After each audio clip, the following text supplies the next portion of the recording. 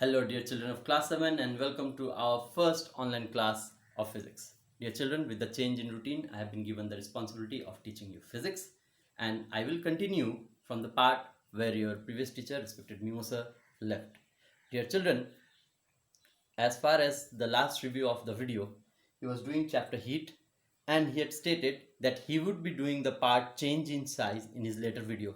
So I'll be continuing, I'll be picking up from that part only. Today we'll be doing chapter heat, change in size. Now dear children, when stated change in size, it makes it too vague.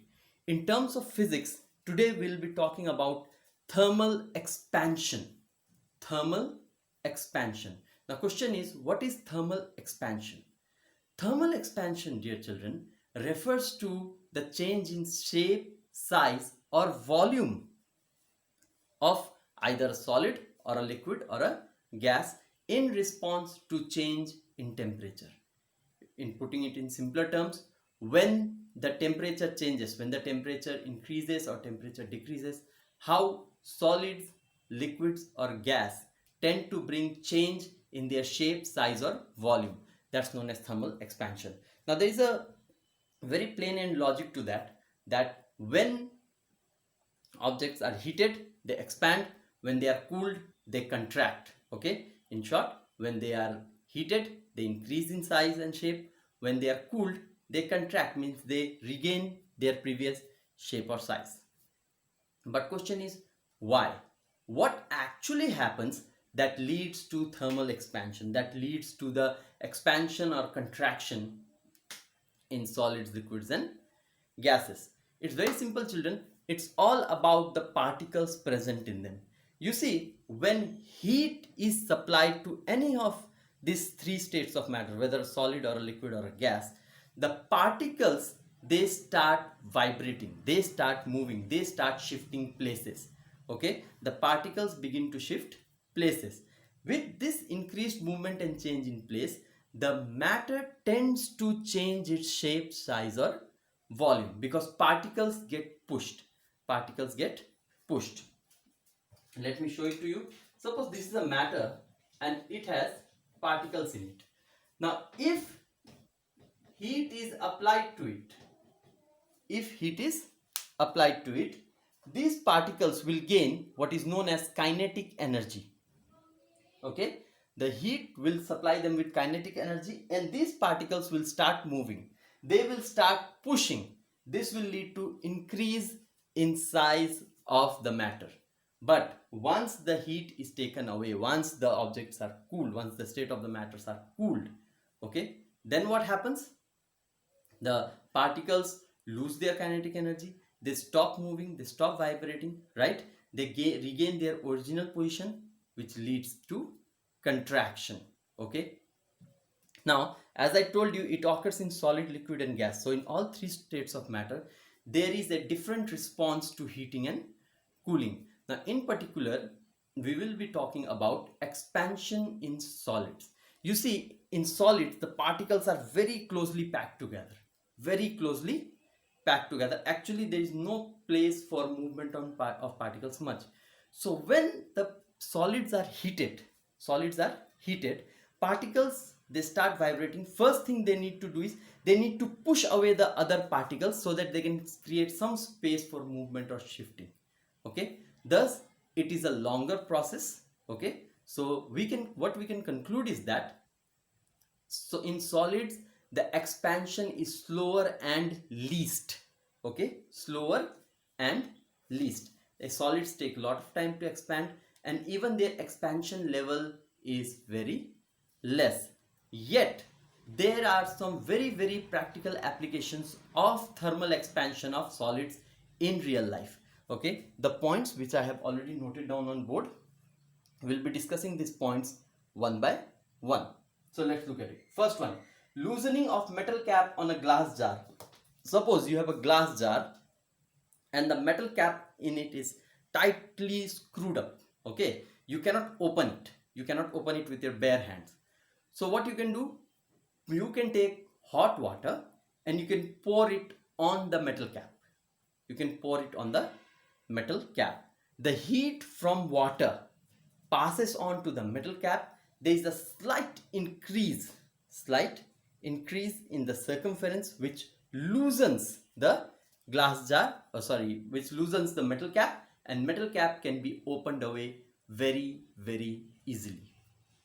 So I hope you understood this one. So this is the first application, a very common application. Remember this next time your mother tells you to open a pickle jar. Okay, instead of going all Superman on it, you can take some hot water, pour it on it, wait for a couple of minutes, and then open it loose. Next, fitting of metal rims on wooden wheel. You see in Tonga's bullock carts, wooden wheels are used, right? Wooden wheels are used. Now, though the wheels are wooden, but they are strong enough because inside them there is a metal rim fitted very closely, very tightly.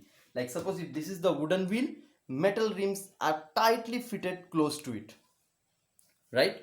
So how the wheelsmiths, how the cartwrights or the wheelsmiths are able to fit the rim in the wooden wheel, when they create the rim, they make it inch smaller in size as compared to the wheel.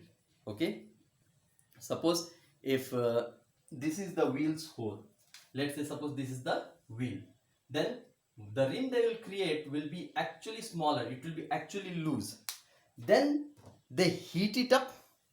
Okay, they place it inside the ring and they heat it up. What happens while heating? The metal rim, it will expand and it will fit tightly in the wheel. It will fit tightly in the wheel, making that wooden wheel stronger. Next, bimetallic strip. You see, dear children, bimetallic strip is actually combination of two different metals. When two different metals are fixed together, okay, they form bimetallic strip. Now you might be thinking, what's the point? Both are metal, they will expand. Yes, they will expand, but here is the point.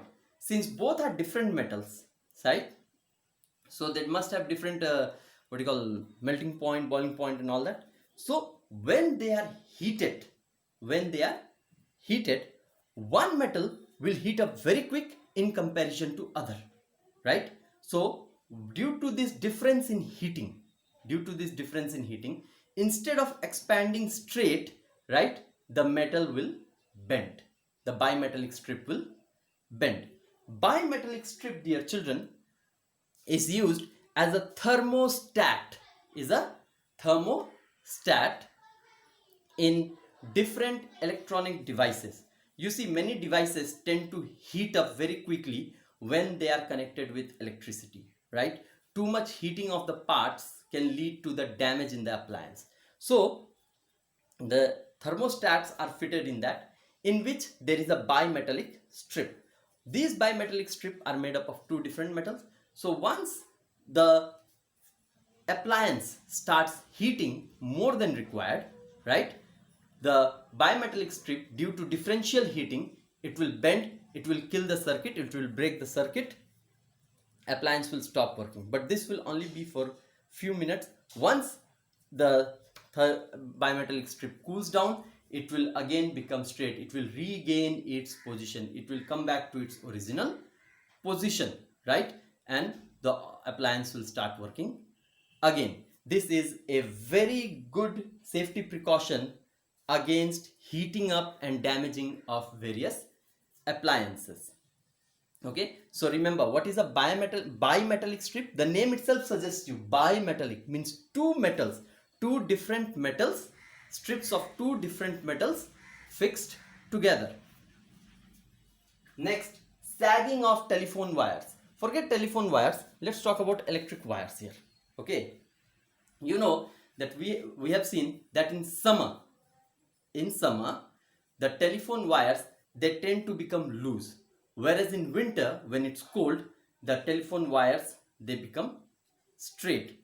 Now in summer only, okay, in summer when these wires are suppose being laid, in summer only, if they are made straight and tight in the summer itself. Now when winter comes, they will contract even more. After all, they are metallic wires, they will contract even more, which can lead to breaking of those wires, whether it's telephone wire or electrical wire. That's why whenever wires are being laid, whenever telephone wire or electrical wires are being laid, they are made a bit loose, a bit loose. What is the idea here? So that in winter, when it comes time to contract and become tight, right, they will simply regain their position, right, they'll simply regain their position and not become too tight and break.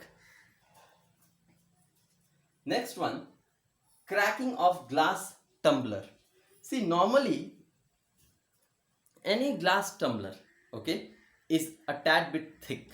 It's thick, okay, it's made up of thick glass.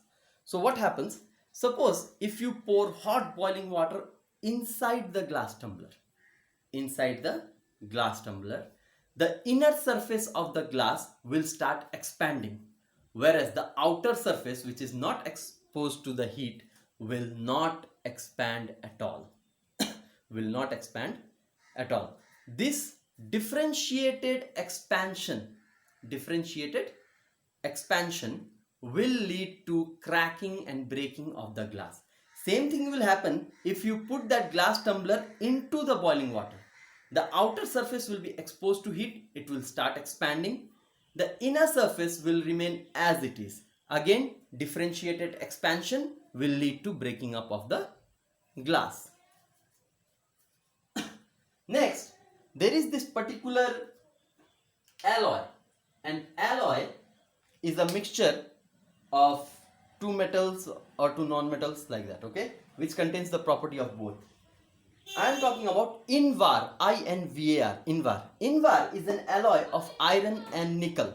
Invar is an alloy of iron and nickel. It expands very little on heating, okay, it expands very little on heating. So this is particularly used in creation of domestic appliances, temperature sensitive appliances, watches, okay. The idea is that when exposed to heat,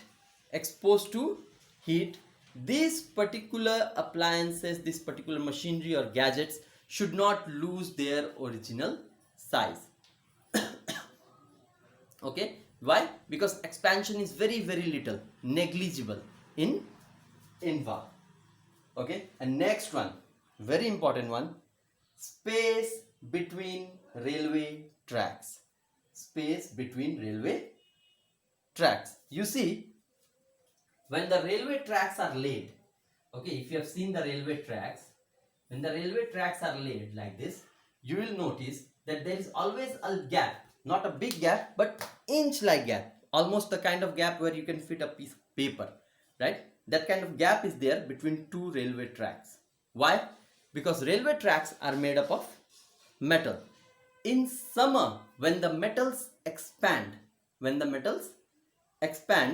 if there is no gap, there is a good chance that the track will bend. The track will bend, which can lead to accidents. Thus, in order to avoid that, some gap is left between the railway tracks, so that in summer, when thermal expansion takes place, they will simply cover up that gap, right? They will not overlap on each other, or they will not bend, which avoids the accident. One more thing based on this only, dear children, in many of the bridges,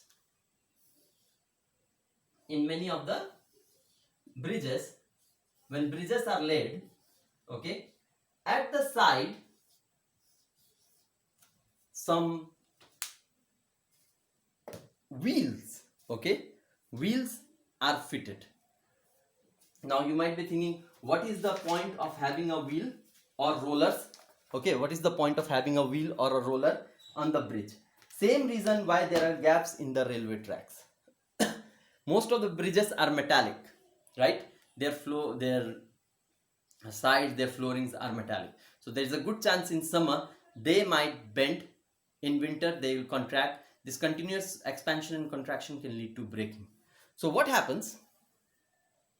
They are fitted with rollers or wheels at the side and with some gaps left. So what happens is that when it's time, when so in summer when the expansion takes place, the rollers will simply help move the expanded part to cover a certain area, and the bridge will not bend, or there won't be any default or defect in the metal. So these are 7 or 8 applications of expansion in solids. Now dear children, in the next video we will be talking about expansion in liquids and gases too. Thank you very much. Stay safe.